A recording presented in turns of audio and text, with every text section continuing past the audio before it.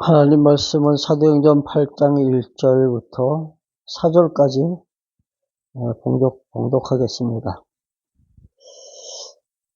사울은 그가 죽임당함을 마땅히 여기더라. 그날에 예루살렘에 있는 교회에 큰 박해가 있어 사도 외에는 다 유대와 사마리아 모든 땅으로 흩어지니라. 경건한 사람들이 스데반을 장사하고 위하여 크게 울더라. 사울이 교회를 전멸할세 각 집에 들어가 남녀를 끌어다가 옥에 넘기니라. 3절까지 봉독했습니다. 사도행전 우리 1장 8절 잘 기억하고 있는 말씀이죠. 성령이 너희에게 임하면 너희가 권능을 받고 예루살렘과 유대 그 사마리아와 땅끝까지 이르러 내 복음의 증인 되리라 하신 이 말씀이 바로 사도행전의 요절이고 사도행전을 우리가 풀어갈 수 있는 하나의 키워드입니다. 그 복음은 예루살렘으로부터 시작됐죠. 그래서 예루살렘은 복음의 성지다. 우리가 그렇게 부릅니다. 그 성령이 이제 강림하면서 이제 교회가 출범하게 되는데 이 교회는 사실 창세전 하나님의 품속에 태동하고 있던 교회입니다. 물론 눈에 보이지 않는 그러한 교회죠. 그 교회를 가리켜서 우리가 천상교회다 그렇게 이름을 부르고 있는데 이 천상교회가 사실은 교회의 원형이에요. 교회 하면은 하나님의 품속에서 계획된 그 교회를 우리가 교회의 원형이다 그렇게 부른다는 얘기죠. 그렇다면 실체는 무엇일까요? 교회의 실체는 이제 복음이 증거되면서 세워진 지상교회죠. 예루살렘으로부터 시작된 그 교회가 바로 교회의 실체입니다. 실체가 있다면 또 모형이 있겠죠. 그렇죠? 실체에 대한 그림자, 즉 모형은 이스라엘 백성들이 40년 동안 광야 생활을 했는데 그 광야 생활을 한 그 이스라엘 백성을 가리켜서 성경에서는 광야 교회다 그렇게 부르고 있습니다. 즉 교회의 원형은 바로 창세전 하나님의 품에서 태동된 천상교회고 모형은 광야교회입니다. 그리고 실제는 이제 그리스도를 머리로 한 그 몸된 지체, 즉 성도들을 가리켜서 이제 교회다 이렇게 말씀하고 있습니다. 자, 이제 우리가 복음에 대해서 이제 살펴보고 있는데 복음하면은 첫 번째 떠오르는 것은 그리스도의 십자가와 부활입니다. 그래서 너희가 죽인 그 예수, 그가 바로 하나님의 아들 그리스도시다. 이 말씀을 사도들 그리고 제자들이 가는 곳마다 외쳤습니다. 근데 그 말씀을 유대인들이 가장 듣기 싫어하는 껄끄러운 말이죠. 그들 귀에는 아마 독설같이 들렸을 거예요. 저주가 섞인 말이라고 저들은 알고 있습니다. 그래서 이제 믿는 자들을 찾아 핍박하고 심지어는 이제 때리며 감옥에 투옥시키는 일까지 벌어집니다. 그래서 분노한 이제 그 유대인들이 이제 복음 전하는 자들을 찾아다니면서 그들을 갖다 괴롭히는데 그때 스데반이 처형당하는 모습 우리 지난 시간에 출장을 통해서 이제 살펴봤습니다. 스데반이 복음을 전할 때는 구약 성경을 인용했잖아요. 그렇죠? 아브라함으로부터 시작됐습니다. 하나님께서 갈대아 굴에 있는 아브라함을 불러서 그를 가나안 땅으로 인도하시고 그에게 약속하셨다. 우리 너무나도 잘 알고 있는 3대 언약이 있습니다. 자손을 번창시킬 것과 또 하나님께서 약속하신 가나안 땅까지 내가 너희들에게 주겠다. 그리고 이제 나라가 세워질 때 통치자를 내가 세우는데 그 통치자는 아브라함과 다윗의 자손으로 이어진다는.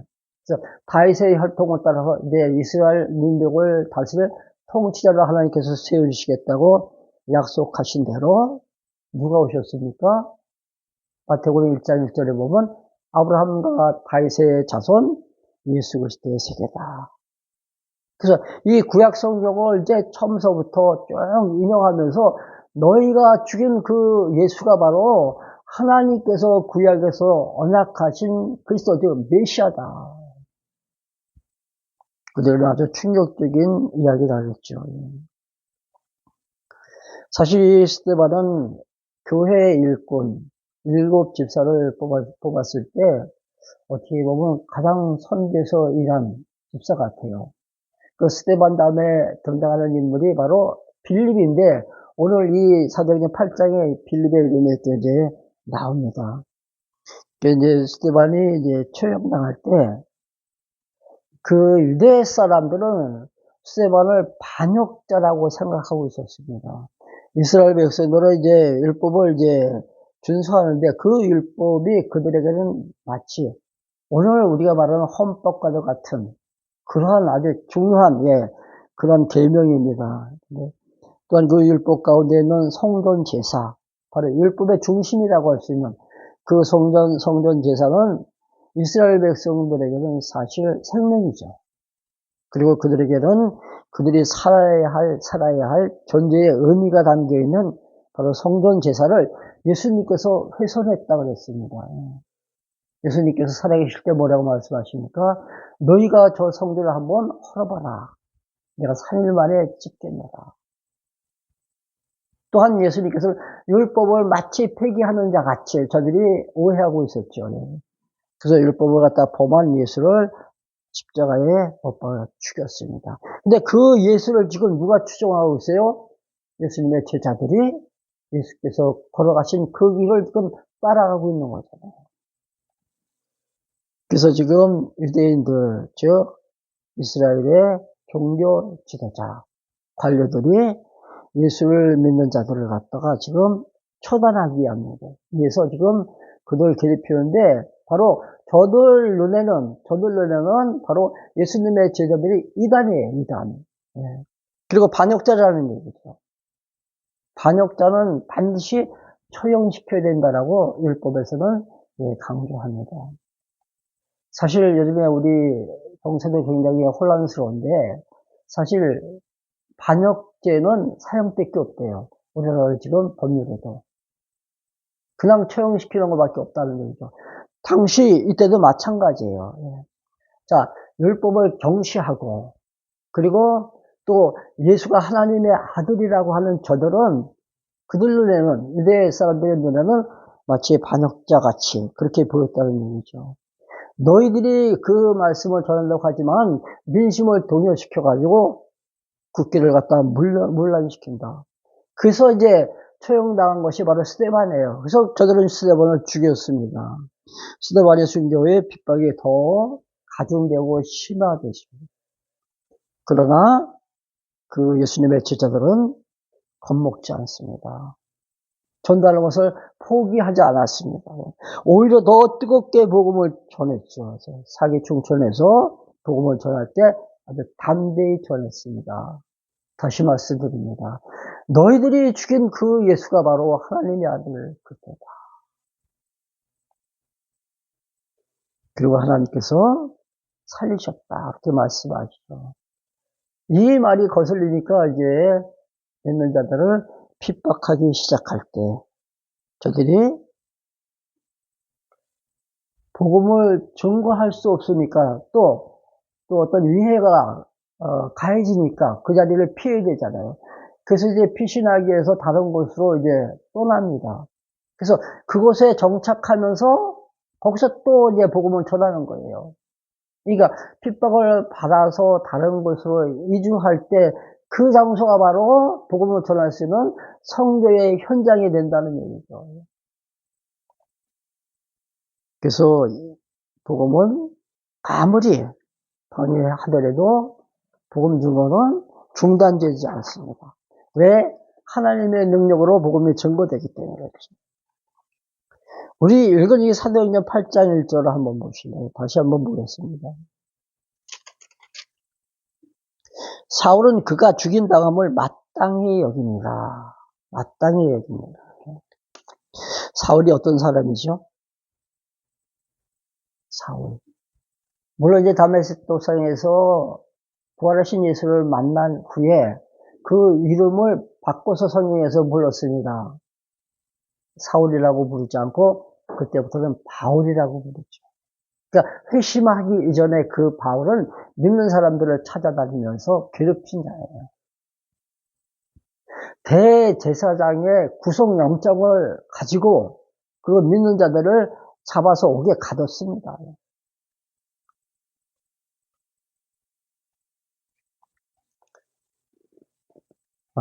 우리 잘 알고 있는 그 마태복음 16장인가요? 예수님께서 말씀하십니다. 사람들이 나를 누구라 하더냐. 그때 베드로가 대답합니다. 주는 그리스도시요 살아계신 하나님의 아들이십니다. 사실 그러나 유대인들은 예수가 하나님의 아들 되심을 갖다 인정하지 않았습니다. 그러나 이제 성령이 임하자 권능을 받은 제자들은 복음을 전할 때 표적과 기사를 체험하죠. 계속 강조하지만은 하나님께서 복음 전거하실 때 사용하시는 두 가지 방법이 있다 했죠. 그게 하나는 표적이고 뒤따라오는 핍박입니다. 그래서 표적과 기사가 일어나는 곳마다 뭐가 따라와요? 핍박과 죽음이 따라옵니다. 그래서 스데반도 죽은 거예요. 또 이어서 이제 나오겠지만 야고보는 이제 목베어 죽임을 당했잖아요. 그러니까 이 표적과 기사 그리고 핍박과 죽음은 서로 피할 수 없는 어떤 운명적인 관계다. 이제 그렇게 보여집니다. 핍박이 가해지면 가해질수록 그 제자들은 더 뚜렷한 확신을 갖게 돼요. 어떤 확신이죠? 나는 예수님의 제자가 맞구나. 예수님께서 예언하셨잖아요. 뭐라고? 믿는 자들에게는 이와 같은 표적이 따르리니. 그러니까 분명히 자기들이 행하는 것을 보니까, 자기들이 복음 전할 때 표적이 나타나는 것을 보니까 분명히 나는 그리스도의 제자가 맞구나. 그 예수님께서 그 말씀도 하셨습니다.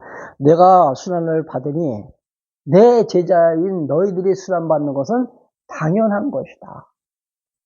너희들도 순환을 받을 것이라는 얘기죠. 이게 예수님께서 하신 예언의 말씀인데 그 예언의 말씀대로 제자들이 좀 순환을 당하니까 맞아. 나는 그리스도의 제자야. 이런 자긍심을 갖게 되는 거죠. 그래서 저들은 더 담대히 복음을 전합니다.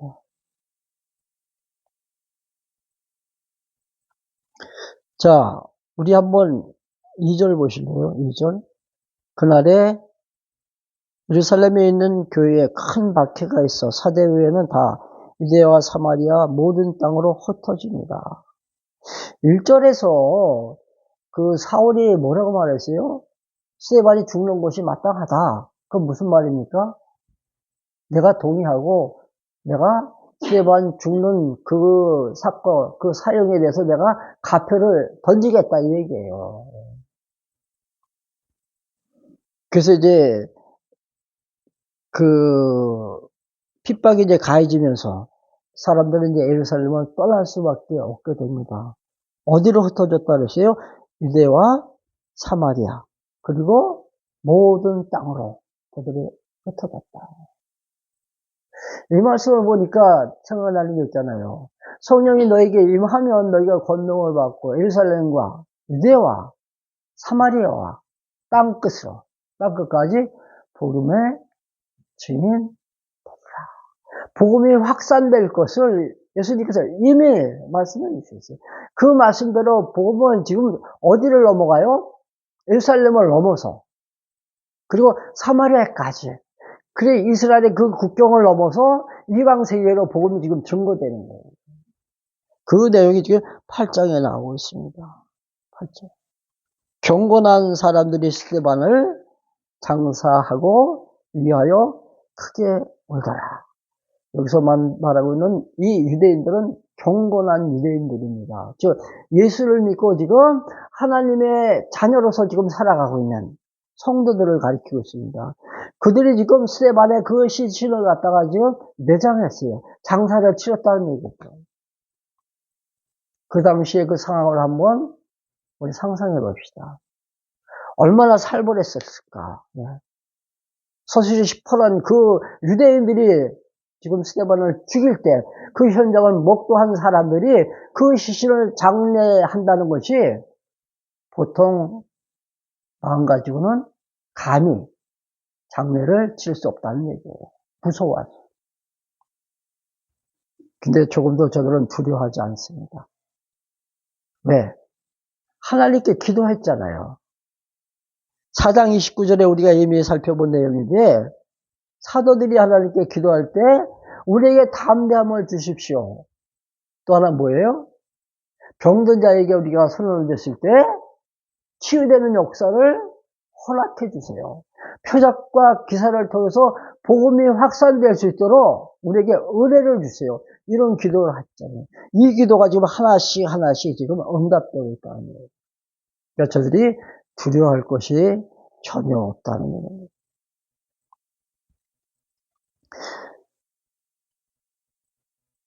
3절 사울이 교회를 잔멸할 새 각 집에 들어가 남녀를 끌어다가 옥에 넘깁니다.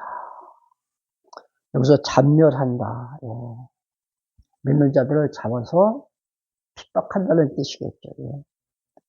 근데 이 당시 사울은 여호와의 이름으로 지금 너희를 내가 정죄한다 그러고 있습니다. 여호와의 이름으로. 우리가 지금 알고 있는 그 여호와의 이름과는 의미가 다릅니다.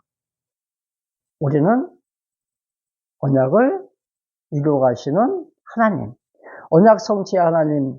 그래서 우리가 그 이름을 여호와라고 부르지만 이때 지금 사울이 말한 내가 여호와의 이름으로 너희를 갖다 단죄한다는 것은 하나님께서 지금 너희를 심판한다는 얘기예요. 하나님께서. 어떤 제명을 씌웁니까? 율법을 거스리고 있는 범법자다. 누가? 예수님의 제자들이. 그래서 이제 흩어졌는데 4절 보시기 바랍니다. 그 흩어진 사람들이 두루 다니며 복음의 말씀을 전할세. 가는 곳마다 이제 교회가 세워집니다. 그러니까 핍박을 통해서 흩어지니까 저들이 이주한 곳곳마다 이제 복음이 다시 또 증거되고 그래서 예수를 믿는 하나님의 자녀들, 성도들이 지금 교회를 세워나가고 있다는 거죠. 이게 어떻게 보면 전화위복이잖아요. 하나님은 급진적인 방법을 아마 쓰신 것 같아요. 복음은 예루살렘 그 성에만 국한돼서 복음이 증거되면 안 되잖아요. 복음은 널리 확산되어야 되기 때문에. 이런 극약 처방을 하나님께서 쓰셨습니다. 그래서 이제 흩어진 그 현장에서 제자들이 복음을 전합니다. 그때 누가 등장합니까? 아까 말씀드렸듯이 7 집사 가운데 두 번째 이름이 열거된 빌립이죠. 5절 빌립이 사마리아 성에 내려가 그리스도를 백성에게 전파하니. 사마리아 성, 우리 구약 공부할 때 생각나는 거 있습니까? 남쪽의 도성은 예루살렘이고 북쪽 이스라엘은 수도가 사마리아잖아요. 거기 가서 지금 복음을 전하고 있어요.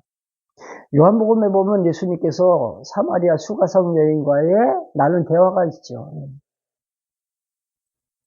처음에 이제 여인이 예수님께서 여인에게 물 좀 달라. 아마 목이 굉장히 마르셨던 것 같아요. 그래서 대화가 시작되었는데 예수님께서는 사실 그 여인에게 내가 하나님의 아들 그리스도다라는 것을 보여주시기 위해서 대화를 끌고 나가셨어요. 나중에 그 여인이 당신이 바로 메시아십니다. 고백하잖아요. 그러면서 하는 말이 여인이 뭐라 그래요? 우리는 지금 이 산에서 예배를 드리고 당신은 예루살렘 성전에서 예배를 드리는데 어디서 드리는 예배가 참 예배입니까? 그때 예수님께서 대답하십니다. 여기서도 말고 예루살렘 성에서도 말고 이제 참된 예배를 드릴 때가 오나니 바로 그때다, 이때다. 바로 지금부터 참된 예배를 드릴 것이다. 근데 너희는 진정과 신령으로 예배할지다. 진정은 진리로, 신령은 영적으로, 즉 진리의 말씀으로 영적인 예배를 드리는 것이 바로 참된 예배라는 얘기죠. 어디서 지금 이 사건이 어디서 벌어졌어요? 사마리아에서, 사마리아. 근데 빌립이 지금 찾아간 곳이 사마리아입니다. 사마리아. 이 사마리아 땅에 지금 참된 예배가 지금 드려질 수 있도록 복음이 지금 증거되고 있다는 놀라운 사실 아닌가요?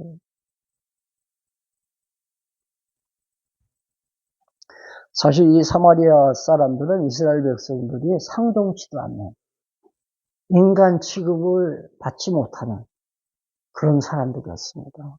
근데 그 땅에 복음이 증거되는 것은 어떻게 보면 파격적인 놀라운 사건이 아니에요. 이것만 봐도 우리가 성령께서 하시는 사역이라는 것이 사역이라는 것을 우리가 부인할 수 없습니다. 자, 우리 한번 6절 보시기 바랍니다. 우리가 빌립의 말도 듣고 행하는 표적도 보고 한 마음으로 그가 하는 말을 따르더라. 많은 사람에게 붙었던 더러운 귀신들이 크게 소리지르고 나가고 또 많은 중풍병자와 못 걷는 안진뱅이가 나으니 그 성에 큰 기쁨이 있더라. 치유의 역사가 나타나고 안진뱅이가 일어납니다. 중풍병자가 나왔습니다. 또 귀신이 쫓겨나요. 이건 다 이미 예언된 바가 있죠. 예수님께서도 예언하셨습니다. 성령이 오시면, 성령이 임하면 이와 같은 역사가 나타날 것이 구약에도 이미 예언되어 있어요. 이 예언대로 지금 하나하나 이루어져 가고 있다는 얘기죠. 그래서 예언의 성취되는 걸 보면 다시 말씀드립니다. 하나님은 분명히 살아 계시구나. 약속하신 분이 분명히 살아 계시니까 그 약속이 지금 이루어져 가는 거잖아요. 그래서 우리는 믿는 겁니다. 하나님의 실존, 그 존재를 우리가 어떻게 아느냐. 성경 구절을 보면 약속하신 그분이 그 약속을 이루어 가시는데 지금까지도 그 약속이 이루어져 가고 있다면 근데 어떻게 하나님이 살아계시지 않다고 부인할 수 있겠습니까?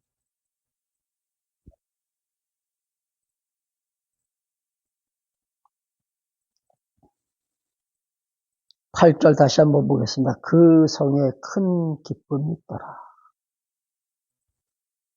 많은 사람들이 이제 표적과 기사를 행하면서 이제 복음이 증거될 때 또 예수를 믿는 사람들이 더 많이 나타나잖아요. 그 사람들에게 큰 기쁨이 있었습니다. 그러나 그 당시 상황 다시 한번 우리가 상상해 보면 너무나도 힘든 어려운 상황이었을 거라고요.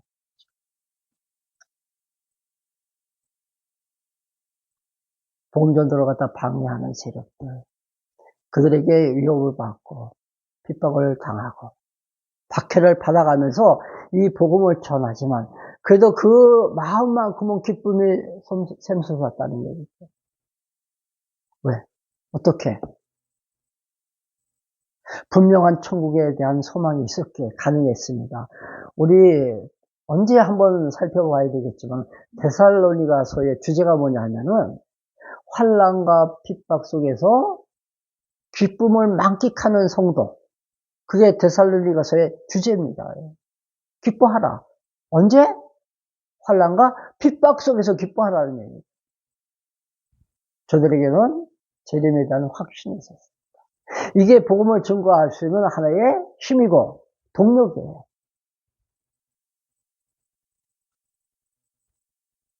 그 기쁨을 오늘 우리도 함께 누렸으면 참 좋을 것 같습니다.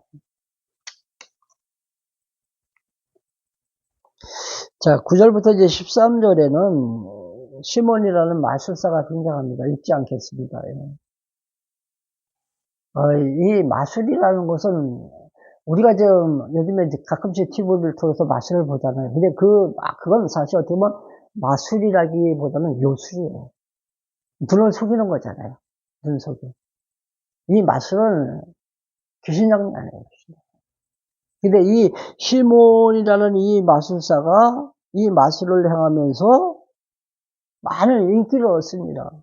또 부도 축적합니다. 사람들이 따라오면서, 예. 그 마술을 신기하게 여기고, 또 자칭 이 마술사는 나는 큰 자다. 그렇게 생각하고 있었다고 성경은 밝혀주고 있습니다. 나는 하나님의 능력, 물론 하나님께서 하신 능력은 아니겠죠. 신적인 그러한 능력을 나는 가지고 있다.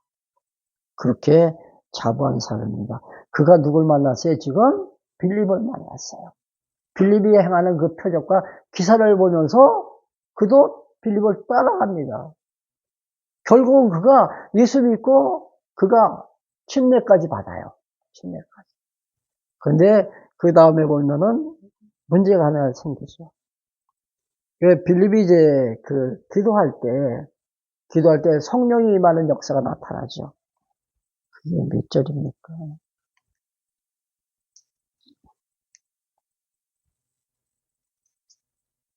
13절 한번 보시기 바랍니다. 13절. 시몬도 믿고 세례를 받은 후에 전심으로 빌립을 따라다니며 그 나타나는 표적과 큰 능력을 보고 놀랍니다.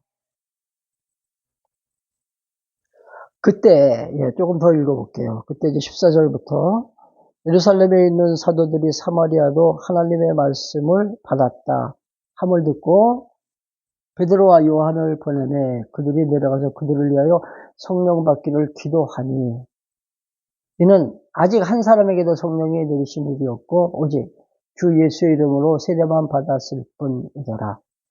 이에 두 사도가 그들에게 안수하며 성령을 받으니라. 이 기절 참 난해한 기절입니다.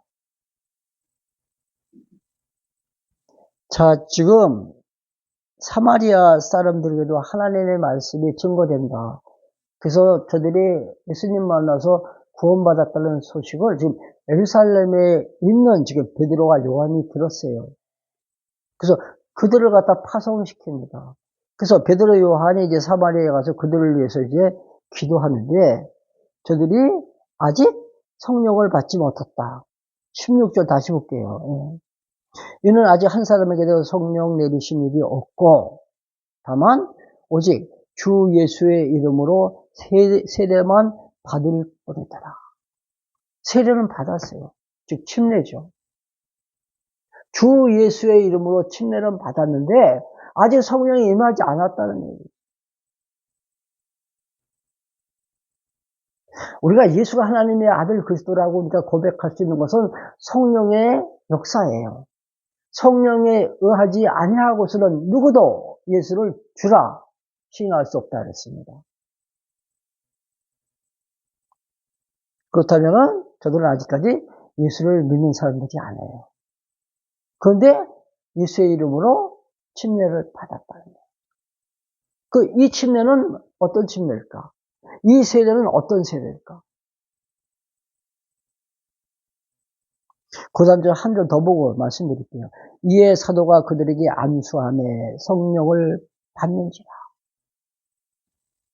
사도들이 이제 머리에 안수하니까 그때 성령이 임했습니다.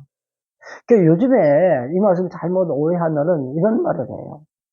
믿긴 믿었어도 성령이 아직 못 받았기 때문에 안수를 받아야 성령이 임한다. 그렇게 말하는 사람들이 있다는 얘기죠. 믿긴 믿었지만 예수의 이름으로 지금 침례를 받았으니까 믿긴 믿었지만 아직까지 성령은 받지 못했다. 그래서 성령을 따로 받아야 된다. 그렇게 말하는 사람들이 많이 있다는 얘기죠.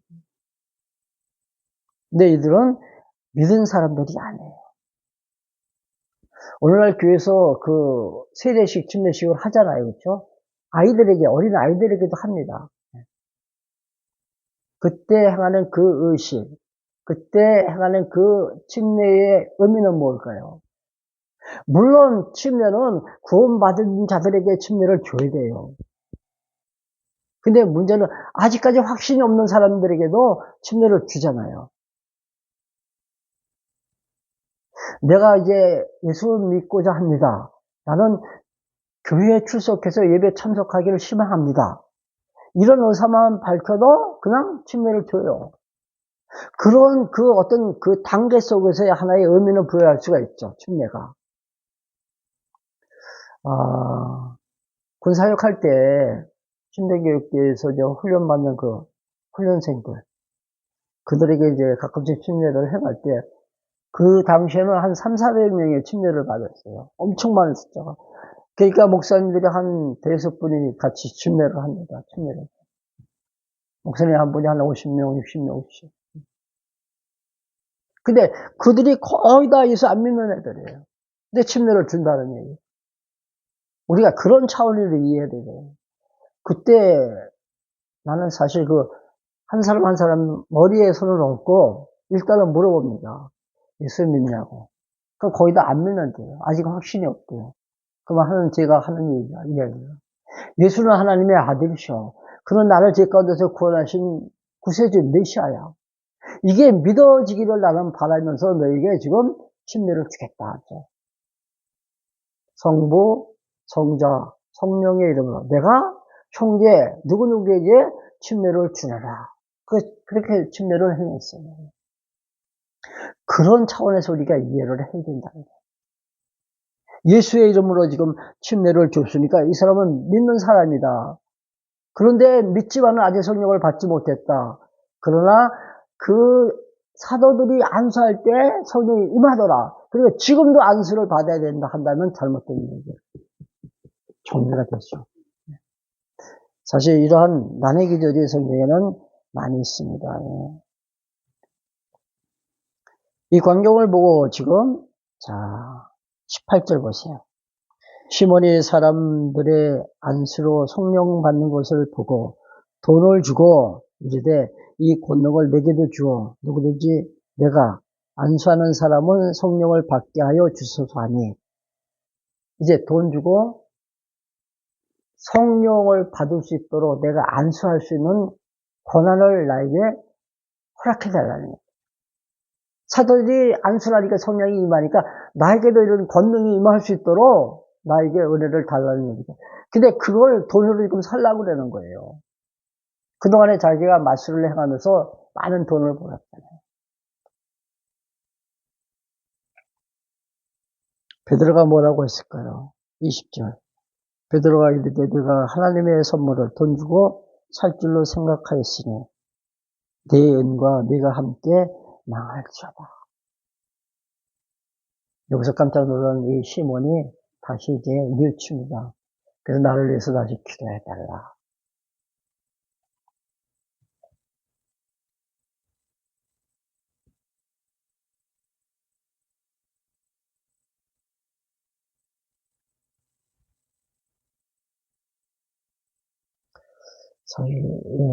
시간이 많이 갔는데, 다음 주에 이어갈게요. 오늘 여기까지만 하겠습니다. 준비된 거 다음 주에 하겠습니다. 기도하겠습니다. 하나님의 약속이 하나하나 이루어지는 것을 바라볼 때마다 주님 진정 살아계심을 고백합니다. 많은 사람들이 아직까지도 하나님의 존재를 갖다가 부인하고 하나님께서 하시는 그 사역을 받아들이지 않고 있습니다. 그 이유, 그 원인은 저들에게 성령이 임하지 않았다는 사실을 저희들이 깨닫게 됩니다. 이 시간도 간절히 간구하옵기는 우리가 복음을 전하는 곳곳마다 또 우리가 나가서 행하는 그 행실을 바라보면서 저들에게도 성령을 허락하사 그들 마음속에 성령의 감동을 주셔서 예수는 진정 하나님의 아들 그리스도 되심을 믿어 구원을 이룰 수 있도록 축복하여 주시옵소서. 이 사명을 우리 샬롬교회가 감당할 수 있기를 원합니다. 비록 우리 수수의 무리가 모여서 오늘도 예배 드리지만은 이 말씀이 진정 진리되는 하나님의 말씀임을 저희들이 자부합니다. 이 긍지를 갖고 오늘 여기까지 왔사오니 지치지 않도록 하나님께서 힘주시옵소서. 만나는 사람들에게 당당하게 우리의 모습을 보이며 하나님의 자녀됨을 증거케 하옵소서. 우리 주 예수 그리스도의 은혜와 아버지 하나님의 크신 사랑하심과 성령님의 교통하심이 모인 우리 가운데 함께 계실지어다. 아멘. 네, 마칩니다.